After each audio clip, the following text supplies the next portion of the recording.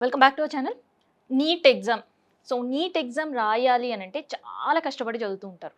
And ఒకే ఒక్క mark పోయినా కూడా ర్యాంక్ పోతుంది, సీట్ పోతుందని ఆందోళన. కానీ ఇప్పుడు దానికి భిన్నమైన పరిస్థితులు తెలంగాణలో కనిపిస్తున్నాయి. పాస్ అవ్వడం పక్కన పెడితే 0 మార్కులు వచ్చినా కూడా కొన్ని కాలేజీలు పిలిచి మరీ సీట్లు ఇచ్చే పరిస్థితి. అసలు ఏం జరుగుతుంది? సో కామినేని హాస్పిటల్ మాత్రమే కాదు, ఈవెన్ ప్రభుత్వానికి సంబంధించిన మెడికల్ కాలేజ్‌లో కూడా సీట్లు ఫిల్ చేసే కార్యక్రమం జరుగుతుంది. సో దీనిపైనే పెద్ద ఎత్తున చర్చ జరుగుతుంది. ఇదే విషయం పైన మనం మాట్లాడదాం. సో ముందుగా ఛానల్‌ని సబ్స్క్రైబ్ చేయండి. అండ్ ఏంటి నీట్‌కి సంబంధించి ఒక పేపర్ లీక్‌కి సంబంధించి ఒక పెద్ద ఇష్యూ మనం చూసాం. కానీ ఇప్పుడు అలాంటి నీట్ ఎగ్జామ్‌లో 0 మార్కులు వచ్చినా కూడా ఆ వ్యక్తికి కామినేని హాస్పిటల్ సంబంధించిన ఒక మెడికల్ కాలేజ్‌లో, అది కూడా ఆర్థోపెడిక్ డిపార్ట్మెంట్‌లో సీట్ ఇవ్వడం జరిగింది. సో ఆర్థోపెడిక్ డిపార్ట్మెంట్ అంటే ఒక చిన్న డిపార్ట్మెంట్ అయితే అనలేం. ఆర్థోపెడిక్ డిపార్ట్మెంట్‌లో ఇచ్చిన సీటు కేవలం ఒక డాక్టర్ సర్టిఫై చేయడానికి మాత్రమే కాదు. సో ఒక పేషెంట్ ప్రాణాలతో ఇదొక చెలగాటమే అని కూడా విమర్శలు వినిపిస్తున్నాయి. అయినా కూడా ఎందుకు ఇలాంటి నిర్ణయాలు తీసుకోవాల్సి వస్తుంది? ఎందుకు ఇలాంటి నిర్ణయాలు తీసుకుంటున్నారు?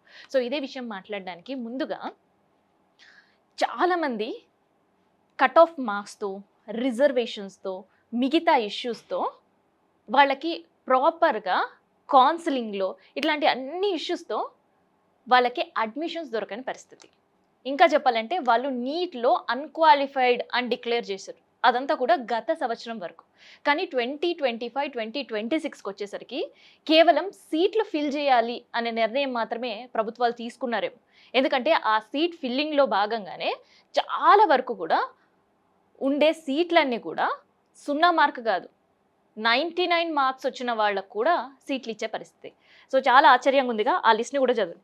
కేవలం 12 మార్కులు వచ్చిన అభ్యర్థికి ఉస్మానియా మెడికల్ కాలేజ్‌లో ఎండీ ఫారెన్సిక్ డిపార్ట్మెంట్‌లో సీట్ వచ్చింది. 24 మార్కులు సాధిస్తే ఎండీ పాథాలజీ డిపార్ట్మెంట్‌లో సీట్ ఇచ్చారు అధికారులు. గాంధీ మెడికల్ కాలేజ్‌లో గతంలో నీట్‌లో ఒక మంచి ర్యాంక్ కొడితే తప్ప గాంధీ మెడికల్ కాలేజ్‌లో సీట్ రాదు. కానీ ఇప్పుడు గాంధీ మెడికల్ కాలేజ్‌లో సీట్ రావాలంటే కేవలం 59 మార్కులు వస్తే సరిపోతుంది. దాంతోపాటు 74 మార్కులు వస్తే ఎండీ ఫార్మసాలజీ అండ్ 91 మార్క్స్ వస్తే ఆర్థోపెటిక్ సంబంధించిన సీట్ గాంధీలో మిమ్మల్ని ఆహ్వానించే పరిస్థితి. అండ్ దీంతో పాటు వరంగల్ మెడికల్ కాలేజ్లో కూడా ఇదే తతంగం నడుస్తుంది. పథాలజీకి సంబంధించిన ఒక సీట్ కేటగిరీలో 32 మార్కులు సాధించారు.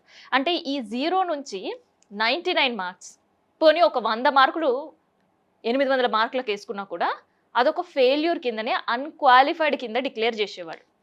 కానీ ఇప్పుడు ఆ డిక్లరేషన్ కాస్త మారిపోయింది. గతంలో నీట్ ఎగ్జామ్ రాసిన వాళ్ళకి కొన్ని కేటగిరీస్ ఉండేవి. సో అదేంటి అంటే మార్క్స్ కాదు, ఇక్కడ ర్యాంక్స్ ముఖ్యం. జనరల్ కేటగిరీ వాళ్ళకి 257 ర్యాంక్ వస్తే ఓకే. అండ్ రిజర్వ్ కేటగిరీస్కి 291 ర్యాంక్స్ వరకు వస్తే వాళ్ళకి అక్కడో ఇక్కడో అడపదడప మాత్రమే కాలేజీలలో సీట్లు ఉండేవి. కానీ ఇప్పుడు 0 మార్కులు వచ్చినా కూడా కేవలం ఫిల్లింగ్ పైన దృష్టి పెట్టి కంప్లీట్‌గా సీట్లు ఇచ్చే పరిస్థితి. అది ప్రభుత్వ కాలేజీలలో 50 వరకు మార్కులు వచ్చిన 800కి, నేను ర్యాంక్ చెప్పట్లేదు, చాలా క్లియర్‌గా చెప్తున్నా, మార్కులు మాత్రమే.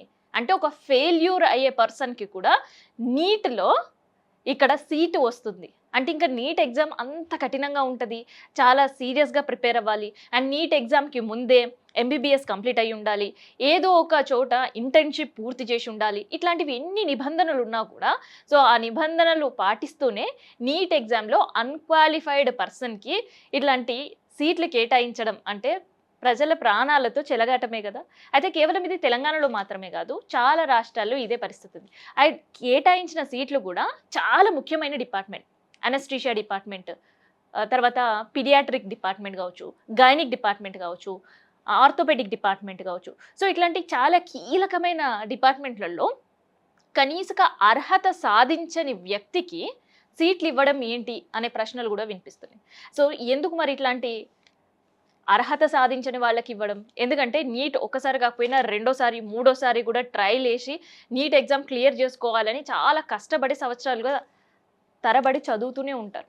కానీ ఇప్పుడు అట్లాంటి కష్టం లేకుండా చాలా సులభంగానే 0 మార్కులు వచ్చినా అంటే ఎటువంటి ప్రిపరేషన్ లేకుండా జస్ట్ ఎళ్లి ఎగ్జామ్ అటెండ్ అయ్యేసి వచ్చినా కూడా మీకు సీట్ రావడం గ్యారంటీ. అంటే నీట్ ఎగ్జామ్‌కి సంబంధించిన ఎగ్జామ్ ఫీజ్ కడితే సరిపోతుందేమో అనే విమర్శలు గూడా కేంద్రం పైన, రాష్ట్రాల పైన వినిపిస్తున్నాయి.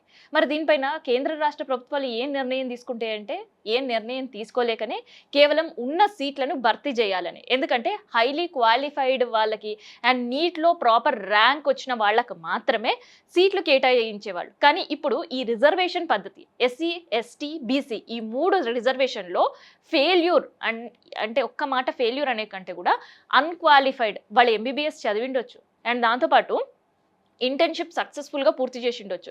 కానీ నీట్ క్లియర్ చెయ్యకపోయినా కూడా ఈ 3 కేటగిరీ ఉన్న వాళ్ళకి జస్ట్ ఎగ్జామ్ ఫీజ్ కట్టి ఆ రోజెళ్లి ఎగ్జామ్ అటెండ్ చేసి వస్తే చాలు వాళ్ళకి సీట్ గ్యారంటీ.